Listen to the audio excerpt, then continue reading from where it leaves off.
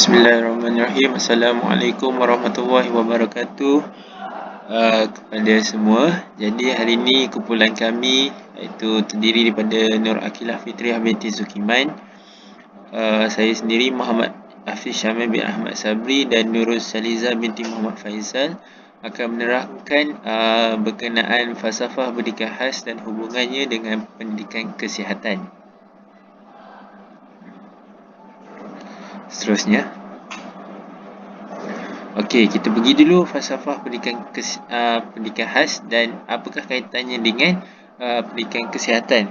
Falsafah pendidikan khas adalah satu usaha berterusan untuk melahirkan insan yang berkemahiran, berhaluan, beriman, berdikari, mampu merancang dan menguruskan kehidupan serta menyedari mampu merancang dan menguruskan kehidupan serta menyedari potensi diri serta menyedari potensi diri sendiri sebagai individu dan ahli masyarakat.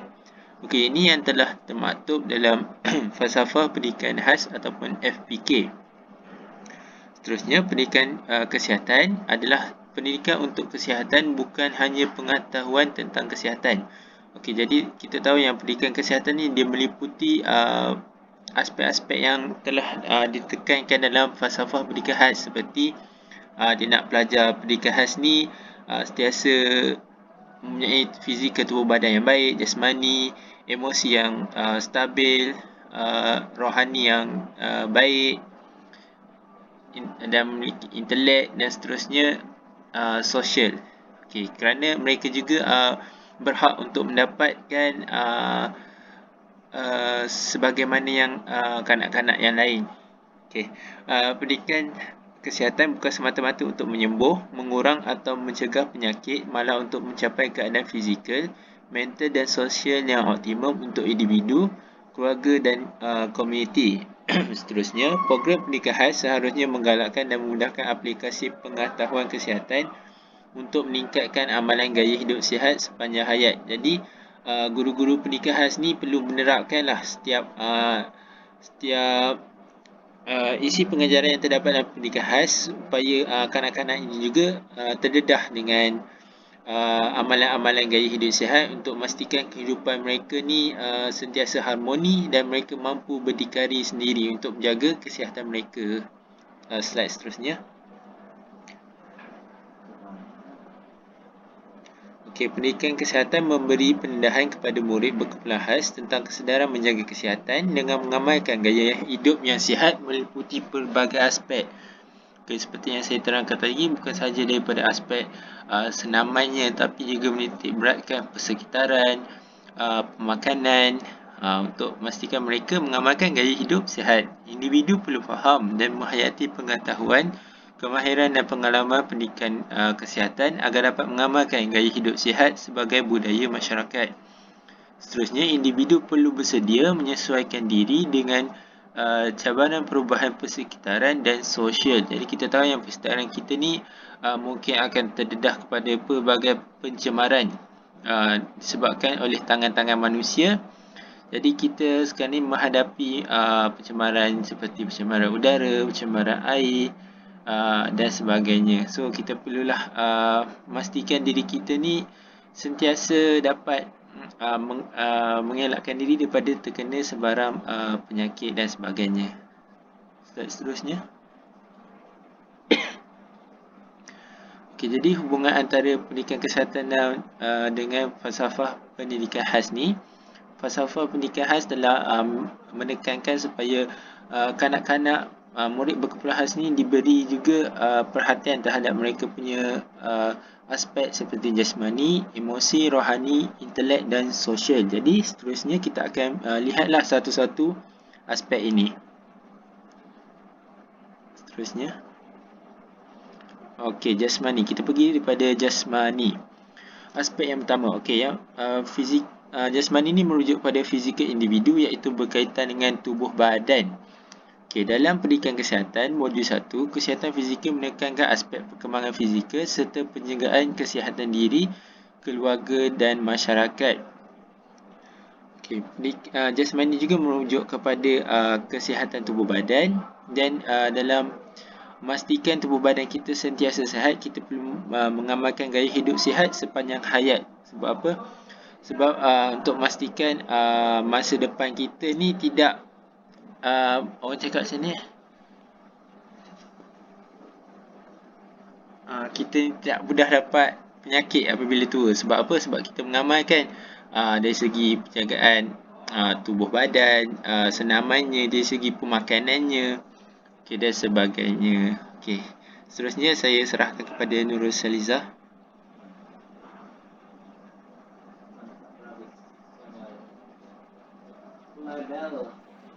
Okey, yang seterusnya saya akan sambung berkenaan dengan kesihatan diri dan juga reproduktif. Yang mana kesihatan diri dan reproduktif ni dia melibatkan aspek perkembangan dan juga perubahan fizikal, psikologikal semasa psikologikal semasa akhir balik dan juga penjagaan kesihatan yang reproduktif.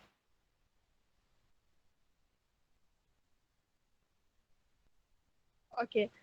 Yang ni pula merupakan ciri-ciri jasmani yang seimbang dan juga harmonis.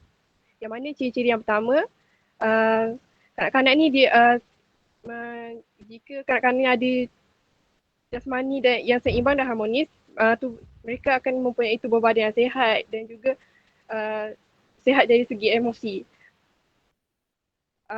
Bila kanak-kanak ni dia ada tubuh badan yang sihat, sedikit sebanyak dia dapat bantu dari segi emosi tu, pengawalan emosi mereka yang lebih seimbang. Yang kedua adalah sentiasa melakukan riadah. Bila kanak-kanak ni ada tubuh badan yang sihat, tak selalu sakit, tak demam apa semua, mereka akan lebih mudah dan lebih kerap untuk melakukan riadah dan untuk bantu badan mereka lebih sihatlah, kekal sihat. Ciri yang ketiga adalah sentiasa amalkan sikap suka mencuba dan juga berdikari. Bila kanak-kanak dapat suatu senaman tu, mereka akan mencuba pelbagai jenis senaman yang baru.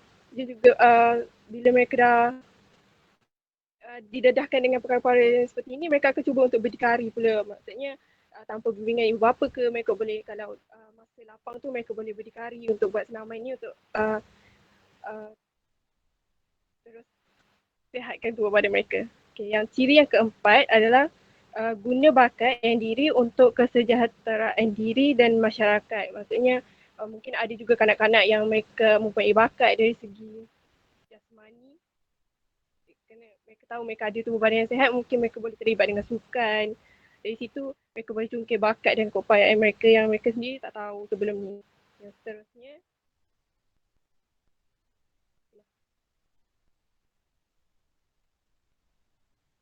berikut mengenai aksi. Itu dalam modul 2. Ianya melibatkan konsistensi dan juga sosial. Yang mana kesihatan ini mengasuh perasaan juga perasaan yang sihat. Ia juga dapat menjana tingkah laku dan pemikiran yang sihat, matang dan bertoleransi antara individu. Maksudnya kalau mereka dari segi emosi ni, mereka boleh berfikir secara matang. Bila mereka boleh berfikir secara matang, wujudnya toleransi dalam diri mereka ni antara individu untuk mereka boleh berfikir yang perkara sesama mereka tu mereka boleh bertoleransi, boleh menerima pendapat orang lain. Okey, yang keempat adalah kemahiran pengurusan mental dan juga emosi. Yang mana ia melibatkan kemahiran pengurusan konflik dan stres dalam diri, keluarga, rakan sebaya dan juga masyarakat. Bila ada emosi yang sihat, mereka mampulah menguruskan kesihatan mental dan juga boleh menyelesaikan konflik juga stres yang mereka hadapi.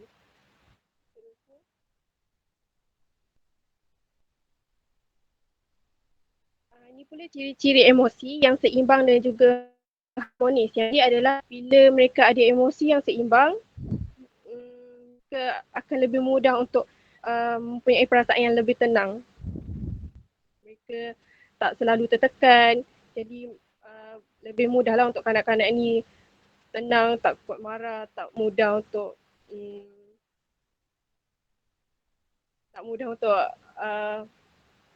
gagal mengawal emosi mereka. Okey, yang kedua adalah rasa kasih sayang terhadap semua makhluk.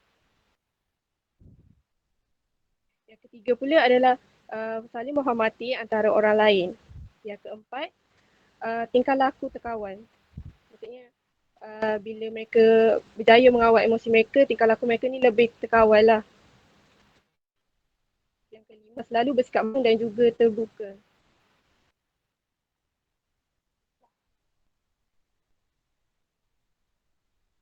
Saya akan beri kepada Kila untuk sambung.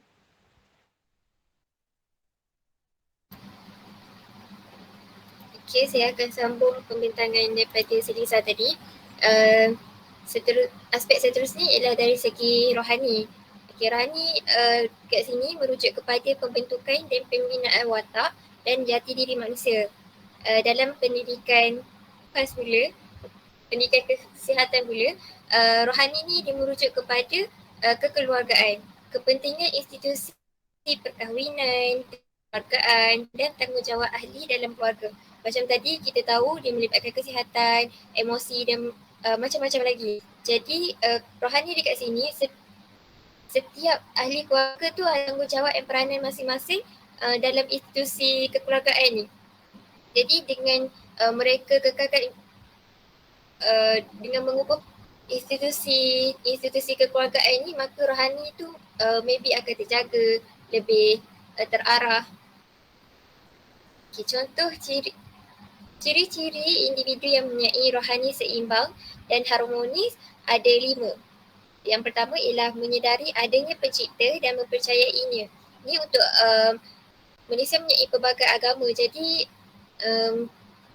setiap orang ni dia sedar walaupun agama berbeza, dia sedar adanya pencipta yang dipercaya dengan Tuhan dia.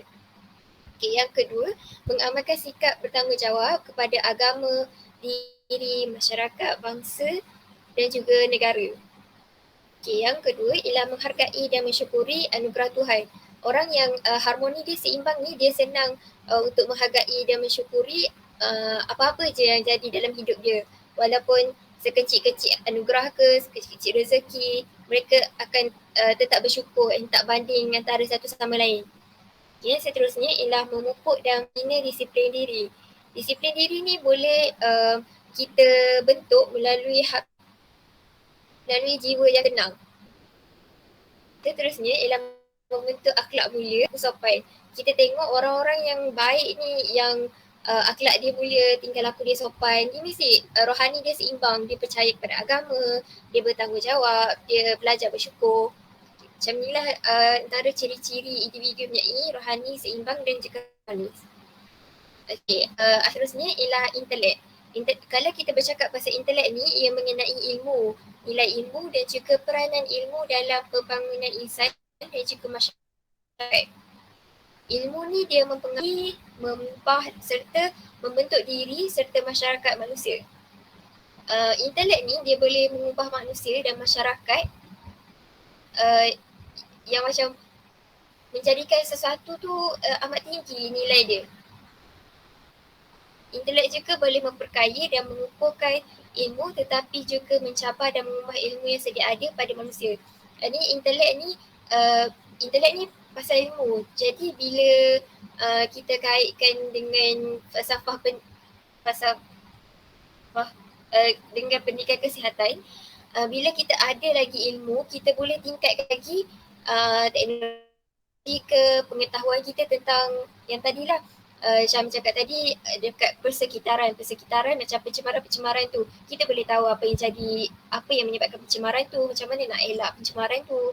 Okay, dalam pendidikan kesihatan, intelek ni di dalam pencegahan penyakit. Okay. Pengetahuan dan kemahiran mengurus kesihatan daripada penyakit berjangkit, tidak berjangkit, genetik, keturunan dan juga mental. Okay, maknanya daripada intelek tadi, kita boleh gunakan ilmu-ilmu yang ada, kita boleh kembangkan ilmu yang ada untuk elakkan daripada, untuk kaji, elak, halang, cegah daripada penyakit berjangkit, tidak berjangkit, genetik keturunan dan juga penyakit mental. Okay, dari segi sosial, pendidikan kesihatan juga merupakan satu medium yang dapat membantu dalam pembangunan sosial. antara bantuannya ialah menolong individu menyesuaikan diri dengan keadaan dan ahli masyarakat. Kalau dalam pendidikan kesihatan ni, sosial ni dia boleh merujuk kepada perhubungan, kepentingan setiap perhubungan dan kemahiran interpersonal yang persaudaraan, persahabatan. Tapi bila kita dalam sangkut yang sama, kita bercakap pasal sama, kita boleh adalah topik-topik, ada perhubungan dan kemahiran interpersonal tu secara semula jadi tu keluar dalam diri kita. Jadi senanglah kita nak berinteraksi dengan lain. Okay, sekian sahaja tentang hubungan antara falsafah pendidikan khas dan juga pendidikan kesihatan daripada kumpulan kami. Sekian, terima kasih.